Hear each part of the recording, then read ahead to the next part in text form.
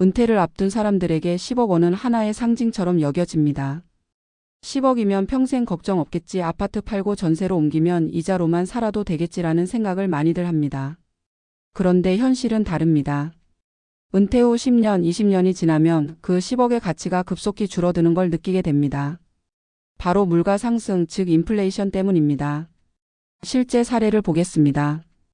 62세에 퇴직한 김정호 씨는 서울의 중견기업 임원으로 퇴직금과 저축을 합쳐 10억 원을 마련했습니다. 그는 이제는 여유롭게 살 수 있겠다는 안도감에 퇴직 직후 여행도 다니고 취미도 시작했습니다. 하지만 5년이 지난 지금 통장 잔고는 6억대로 줄었습니다. 특별히 사치를 한 것도 아닌데 생활비와 의료비, 자녀 지원금, 그리고 무엇보다 모든 것이 비싸진 현실이 돈을 갉아먹고 있었습니다. 10억이라는 돈의 실질 가치를 따져볼 필요가 있습니다. 지금 물가 상승률을 연 3%로만 잡아도 20년 뒤 10억의 가치는 약 5억 5천만 원 수준으로 떨어집니다. 즉 60세에 10억을 가지고 은퇴했다면 80세의 자신은 절반의 가치로 살아가야 하는 셈입니다. 이것이 바로 보이지 않는 노후 리스크 인플레이션의 무서움입니다. 특히 은퇴자에게 물가는 단순한 숫자가 아닙니다. 젊을 때는 월급이 오르면서 물가를 따라잡을 수 있었지만 은퇴 후에는 소득이 정체되어 있습니다. 연금이나 이자 수입이 있다 하더라도 대부분 고정적입니다. 반면 의료비나 식비 관리비는 꾸준히 오릅니다. 은퇴자들의 생활비 항목을 분석해보면 식료품, 주거, 의료, 교통비의 비중이 높습니다. 이 네 가지는 모두 물가 상승률 평균보다 더 빠르게 오르는 항목들입니다. 예를 들어 김정호 씨의 사례를 보면 퇴직 당시 월 생활비로 300만 원을 계획했습니다. 그런데 5년이 지난 지금은 같은 수준의 생활을 유지하려면 370만 원이 필요합니다. 실제 물가 상승률보다 체감 물가가 훨씬 높기 때문입니다. 특히 외식비, 전기료, 가스비, 보험료, 병원비 등은 연평균 510%씩 상승했습니다. 단순히 몇 퍼센트 올랐다는 이야기가 아니라 내가 가진 돈이 매년 줄어드는 속도가 가속화되는 겁니다. 은퇴자들이 흔히 하는 착각 중 하나는 원금만 유지하면 된다는 생각입니다. 하지만 실질 가치는 계속 하락하고 있습니다. 은행 금리로는 물가를 따라잡기 어렵습니다. 예금 이자율이 3%라면 물가 상승률이 3%일 때 실질 수익률은 0%입니다. 게다가 세금을 제하면 오히려 마이너스입니다. 즉 돈을 불리지 않아도 괜찮다고 생각하는 순간 이미 자산의 가치가 줄어들고 있는 겁니다. 또 다른 사례를 보죠. 경기도에 사는 68세 이혜숙 씨 부부는 퇴직 후 시골로 내려가 전원 생활을 시작했습니다. 집을 팔고 남은 돈 8억 원 중 4억 원을 예금으로 2억 원을 국민연금과 함께 생활비로 쓰고 2억 원은 비상금으로 남겨두었습니다. 하지만 최근 전기요금, 농자재 가격, 식품 물가가 급등하면서 예금의 이자보다 지출이 더 빨라졌습니다. 이혜숙 씨는 시골로 내려가면 돈이 덜 들 줄 알았는데 이제는 오히려 더 불안하다고 말합니다. 물가 상승은 지역을 가리지 않습니다. 전문가들은 은퇴 자산을 단순히 금액으로 보지 말고 구매력으로 보라고 조언합니다. 지금의 10억은 20년 뒤에 5억과 같습니다. 그래서 자산을 물가를 이길 수 있는 구조로 바꿔야 합니다. 예를 들어 일정 부분은 물가 연동형 자산으로 구성하고 일부는 배당주나 임대수익, 현금 흐름이 있는 자산으로 배분해야 합니다. 단순히 원금을 지키는 것이 아니라 실질 가치를 방어하는 전략이 필요합니다. 하지만 여기에도 또 다른 심리적 함정이 있습니다. 은퇴 후에는 돈을 잃는 것에 대한 두려움이 커집니다.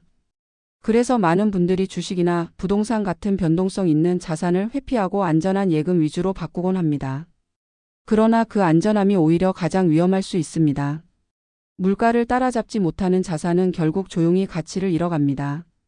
그래서 진짜 안전은 가치를 유지하는 것이지 단순히 가격이 떨어지지 않는 것이 아닙니다. 또한 물가 상승은 단순히 경제적 문제에 그치지 않습니다. 심리적 압박감으로 이어집니다. 은퇴 후에도 생활비가 늘어나면 사람들은 자신이 뭔가 잘못 살고 있다는 죄책감을 느낍니다. 왜 이렇게 돈이 빨리 줄지? 내가 계획을 잘못 세웠나? 라는 불안이 커집니다. 이런 심리적 부담이 은퇴자들의 관계 단절, 우울감, 심지어 건강 문제로 이어지기도 합니다. 결국 물가 리스크는 돈의 문제가 아니라 삶의 안정감을 흔드는 심리적 리스크이기도 한 셈입니다. 마지막으로 강조하고 싶은 건 지출의 유연성입니다.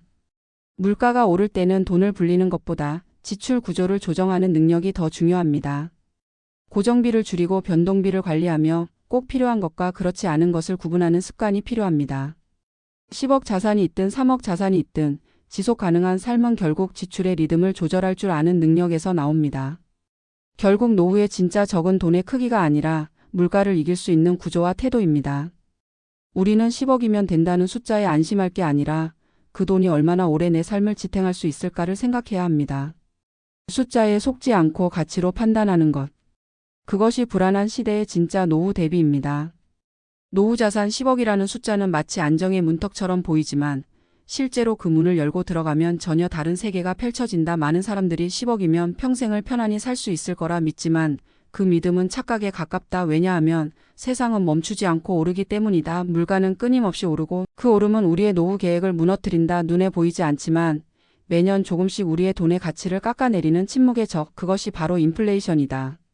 서울에서 60세에 퇴직한 김정호 씨는 10억 원의 자산을 가지고 은퇴를 맞았다. 아파트를 팔고 전세로 옮겨 생활비를 아끼며 예금과 일부 배당주로 수입을 나눠 받았다. 처음엔 모든 게 계획대로였다. 월 350만 원으로 생활하며 여행도 다니고 손주들에게 용돈도 줬다. 하지만 5년이 지난 지금 그는 10억이 이렇게 빨리 줄 줄 몰랐다고 말한다. 남은 자산은 6억 중반대, 예금 이자는 물가를 따라잡지 못했고 연금으로는 기본 생활비를 감당하기도 빠듯했다. 그는 말한다. 물가는 조금씩 오르는 게 아니라 내 지갑 속 돈이 매달 사라지는 느낌이었다. 물가 상승률이 연 3%라고 가정해보자. 겉보기엔 크지 않은 숫자지만 복리로 계산하면 20년 뒤 현재의 10억은 약 5억 5천만 원 수준의 구매력으로 줄어든다. 80세에 내가 지금의 절반으로 살아야 한다는 뜻이다. 문제는 단순히 돈이 줄어드는 게 아니라 그것이 살 수 있는 것의 범위를 줄인다는 데 있다. 60세엔 외식도 하고 병원도 다니며 여유를 누릴 수 있었던 돈이 80세에는 약값과 관리비로 사라지는 것이다. 이 현상은 체감 물가에서 더 크게 나타난다. 통계청이 발표하는 소비자 물가 상승률은 평균치일 뿐이다. 은퇴자들이 실제로 느끼는 체감 물가는 훨씬 높다. 왜냐하면 그들이 소비하는 항목이 다르기 때문이다. 젊은 세대는 의류나 전자기기, 교육비 비중이 크지만 노년층은 식료품, 의료비, 주거비, 공공요금 비중이 훨씬 높다. 이 네 가지는 모두 평균보다 훨씬 가파르게 오른다. 예를 들어 5년 전 1만 원이던 외식 한 끼는 이제 1만 5천 원을 넘고 30만 원 하던 도시가스 요금은 40만 원을 향해 간다. 병원비는 매년 10% 가까이 오르고 건강보험료도 덩달아 따라 오른다. 경기도에 사는 68세 이혜숙 씨 부부는 은퇴 후 도시를 떠나 전원생활을 택했다. 아파트를 팔고 남은 돈 8억 원 중 4억을 예금에 2억을 국민연금과 함께 생활비로 쓰며 나머지 2억은 비상자금으로 남겨뒀다. 하지만 3년이 지나자 예금 이자는 제로 금리 시대의 그림자에 눌렸고 전기료와 농자재 가격이 치솟으면서 지출이 예상을 초과했다. 남편은 시골로 내려가면 돈이 덜 들 거라 생각했지만 생활비는 도시보다 줄지 않았다고 했다. 전원 생활의 로망은 현실의 인플레이션 앞에서 무너졌다. 전문가들은 은퇴 자산을 금액이 아닌 구매력으로 보라고 조언한다. 지금의 10억은 20년 뒤 5억이 되고 30년 뒤엔 3억 수준이 된다. 다시 말해 단순히 원금을 지키는 것으로는 아무것도 지킬 수 없다. 자산은 불려야만 유지된다. 예금 금리 3%, 물가 상승률 3%일 때 실질 수익률은 0%다. 세금을 제하면 오히려 마이너스다. 그러니 예금은 안전하지만 동시에 자산을 갉아먹는 느린 독이 될 수도 있다. 하지만 은퇴자들이 가장 두려워하는 건 돈을 잃는 것이다. 그래서 위험을 피하려 안전자산에만 의존한다. 그러나 그 안전함이 오히려 가장 위험할 수 있다. 물가를 따라잡지 못하는 자산은 겉으로 멀쩡하지만 속으로 썩어간다. 진짜 안전은 가치를 지키는 것이지 단순히 가격이 떨어지지 않는 것이 아니다. 그렇다면 인플레이션을 이기기 위해 필요한 것은 무엇일까? 우선 자산 포트폴리오의 구조를 바꾸는 일이다. 일정 부분은 물가 연동형 자산에 두고 일부는 배당주나 임대 수익처럼 현금 흐름이 꾸준히 생기는 자산에 배분해야 한다. 또한 소비 구조를 분석해 필수비와 선택비를 나누고 지출의 리듬을 조정하는 습관이 필요하다.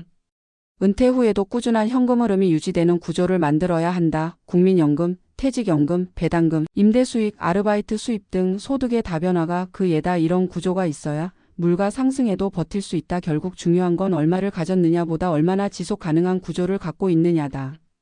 물가 상승의 또 다른 무서운 점은 심리적 압박이다. 은퇴 초기에 계획했던 생활비가 현실에서 무너질 때 사람들은 스스로를 탓한다. 내가 계산을 잘못했나? 괜히 여행을 갔나? 이 돈으로는 안 되나 하는 불안이 깊어진다. 불안은 자책으로 이어지고 자책은 삶의 질을 무너뜨린다. 실제로 많은 은퇴자들이 돈보다 불안 때문에 잠을 잃는다. 결국 물가는 숫자의 문제가 아니라 마음의 안정감의 문제이기도 하다.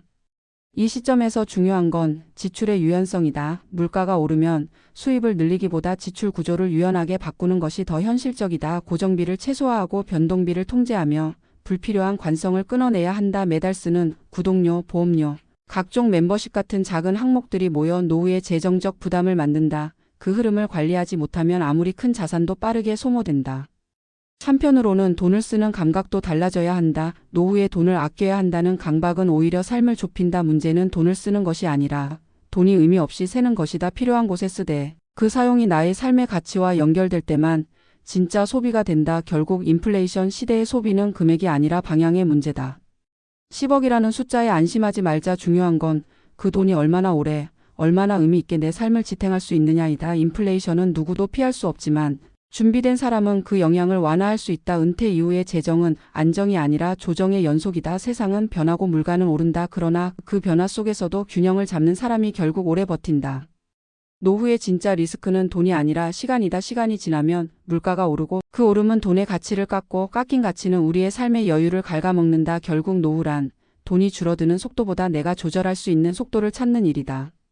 교훈은 분명하다. 노후는 돈의 크기를 지키는 싸움이 아니라 돈의 가치를 유지하는 싸움이다. 10억의 금액보다 중요한 건 그 돈이 나에게 주는 삶의 안정감이다. 인플레이션을 두려워하기보다 그 흐름을 이해하고 대비하는 지혜를 갖는 것, 그것이야말로 진짜 부자 노후의 시작이다.